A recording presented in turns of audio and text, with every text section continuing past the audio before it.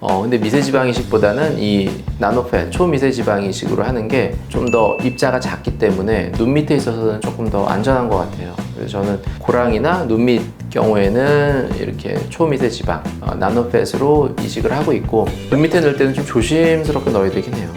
잘못하면 눈물고랑 인대가 있기 때문에 눈밑이 들어갈 때 인대 부분은 딱 잡혀 있거든요. 눈물고랑은 안 늘어나는데 눈밑만 자칫 잘못 늘어났다가 눈밑이 불룩한 사람처럼 될 수 있어요. 실제로 그런 분도 봤고. 안녕하세요. 상담 오선생의 오선생입니다. 오늘 여러분들께 말씀드릴 내용은 눈밑 지방에 대한 내용입니다. 영상 시청에 앞서 구독과 좋아요 부탁드립니다. 제목을 눈밑 지방으로 하니까 사실 너무 광범위한데, 조금 더 구체적으로는 눈밑 지방이 없는 경우에 대한 여러 가지 내용을 좀 말씀을 드리려고 해요. 일반적으로 눈밑 수술할 때 눈밑 지방 재배치가 먼저 떠오를 텐데, 눈밑 지방 재배치라는 게 눈밑이 불룩한 경우에 그거를 좀 줄이면서 꺼진 아래쪽으로 이렇게 채워서 좋게 해주는 그런 수술이잖아요. 그런데 눈밑 지방이 없는 경우는 그럼 어떻게 하느냐, 이제 이런 것도 한번 생각을 해볼 수 있거든요. 근데 보통은 이 부분에 대해서 크게 관심을 좀 안 갖는 경향이 있어요. 왜 그러냐면 눈밑이 불룩한 거는 보기가 많이 안 좋아요. 눈밑이 붉어져 보이고 뭐 툭 튀어나와 보이고 무슨 혹이 달렸느니 막 그런 보기 안 좋다 막 이렇게 말은 하지만, 눈밑 지방이 많지 않으면 사실 그런 느낌은 안 들거든요. 그러니까 굳이 눈밑 지방이 많지 않은 부분에 대해서는 별로 뭐 언급이 없어요. 관심도 별로 없고. 그런데 이제 눈밑 수술을 계속 하다 보니까 어떤 분들이 계시냐면, 눈밑이 꺼져서 눈밑 지방이 적어서 스트레스인 분들이 있어요. 그러니까 눈밑 지방이 오히려 적어서 그 부분이 퀭해 보이고 꺼지니까 더 어두워 보이고 다크서클이 심해 보이고 피곤해 보이고 이런 일이 생긴다 이거예요. 그러면서 눈밑도 꺼졌는데 눈물 고랑도 깊고 이런 분들, 그래서 그런 분들에 대한 거에 대해서 한번 말씀을 드려보려고 해요. 눈밑이 일단 꺼진 분들은 그러면 어떻게 해결을 하느냐, 우리가 눈밑 지방 재배치를 하려면 눈밑 지방이 좀 있어야 그걸 내리잖아요. 근데 눈밑 자체가 지방이 없어요. 이런 분들은 뭐 할 게 없죠. 오히려 꺼졌으니까 눈밑을 더 늘려줘서 앞으로 나오게 만들어야 된단 말이에요. 그래서 이런 분들은 저는 이제 지방 이식을 해요. 우리가 보통 지방 이식을 눈밑에도 하나? 이런 생각이 들 수 있어요.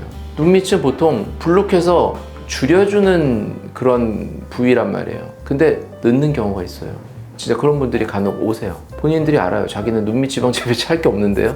근데 오히려 저는 반대로 꺼진 게 너무 싫고 눈밑에 지방 좀 넣을 수 있나요? 이렇게 오신다고.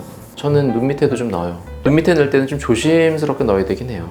잘못하면 눈물고랑 인대가 있기 때문에 눈밑이 들어갈 때 인대 부분은 딱 잡혀 있거든요. 눈물고랑은 안 늘어나는데 눈밑만 자칫 잘못 늘어났다가 눈밑이 불룩한 사람처럼 될 수 있어요. 실제로 그런 분도 봤고, 그러니까 제가 수술한 건 아닌데 다른 데서 이제 눈밑이 꺼져서 그럼 눈밑 지방을 넣자고 해서 넣으셨대요. 근데 불룩해진 거예요.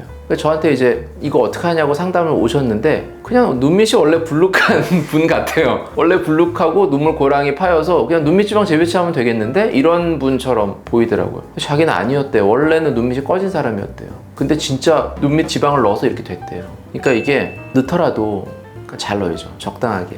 꺼진 분들에 있어서 좀 지방을 넣을 수는 있는데 좀 과하지 않게 넣어서 조금씩만 이제 채워주는 게 필요할 것 같고, 그 다음에 눈물 고랑 부위에도 조금씩 같이 넣어서 그것도 좀 필 수 있으면 같이 피고. 저는 여기에 이제 나노팻을 많이 써요. 그러니까 나노 지방 이렇게도 말할 수 있겠죠. 우리가 일반적으로 사용하는 지방을 보통 미세지방이라고 해요. 근데 이렇게 좀 그렇게 사용하시는 분들이 있다고요. 나노팻을 미세지방으로 인식하시는 분들이 좀 있어요. 당연히 잘 모르니까. 우리가 보통 지방이식 하니까 그냥 일반적으로 하는 게 지방이식이고 나노팻은 미세지방이식이고 이렇게 생각하시는 분들이 있는데, 정확하게 말로는 우리가 일반적으로 하는 게 미세지방이식이에요. 그래서 그냥 미세라는 말이 영어로 마이크로를 이제 미세로 바꿔서 그냥 마이크로팻을 이식하는 거를 이제 미세지방이식 이렇게 하고, 나노팻은 이 마이크로팻이라는 이 영어 단어를 기준으로 마이크로보다 더 작은 단위가 나노기 때문에 나노팻이라고 이제 영어 단어를 만든 거죠. 근데 이거를 만약에 우리말로 만든다면 미세지방보다 더 작은 지방이니까 뭐 초미세지방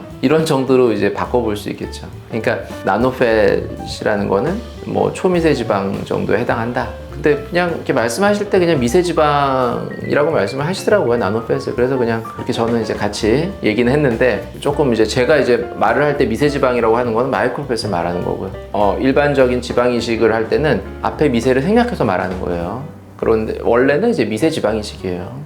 근데 미세지방 이식보다는 이 나노팻, 초미세지방 이식으로 하는 게 좀 더 입자가 작기 때문에 눈 밑에 있어서는 조금 더 안전한 것 같아요. 그래서 저는 고랑이나 눈 밑 경우에는 이렇게 초미세지방, 나노팻으로 이식을 하고 있고, 눈 밑에 있어서 뭐 조금 더 밝게 한다 그러면 앞광대도 이렇게 볼륨이 올라오면 좀 밝아 보이니까 앞광대도 같이 지방 이식을 하는데, 이거는 일반적인 미세지방 이식으로 이렇게 하고 있습니다. 그 다음에 또 어떤 경우도 있냐면, 원래 이제 눈밑이 꺼진 분도 있지만 눈밑 지방 제거를 하신 다음에 눈밑이 꺼져서 오시는 분도 있어요.